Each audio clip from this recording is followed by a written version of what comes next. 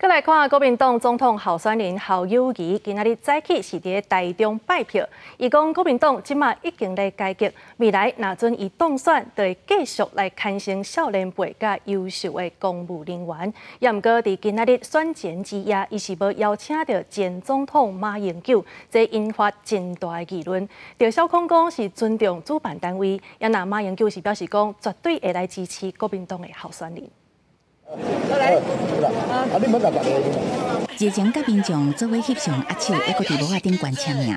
国民党总统候选人侯友宜12到台中，带立委候选人做伙拜票，强调国民党愿意定调有完整公务员经历的家己，代表国民党已经伫改革进步，伊会继续提拔少年人甲优秀的公务人员。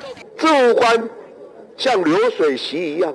很多都是在民进党的过程当中，很多是酬庸的政治人物。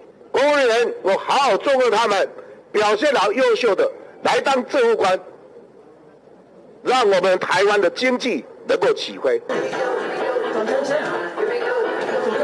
对长辈做伙跳舞，侯友宜的副手赵少康参观台北市的日照中心。选举前最后一天，侯康一个顾中部，一个顾北部甲南部。选前之夜，要做伙回放侯友宜本命区新北的板桥，要移入团结的气势。暗过前总统马英九相信习近平这个讲法引起议论，传出侯康选前之夜无邀请马英九。赵少康是讲尊重主办单位，可能嘛是为着无要互马英九互人制造话题。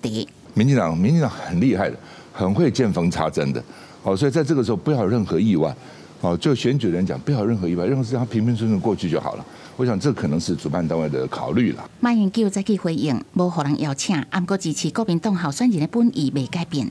国民党主席朱立伦原来斗相共解说，主要是无愿意看到马英九搁再互民进党恶意的攻击，要互选前之夜主题拢伫互民进党落台。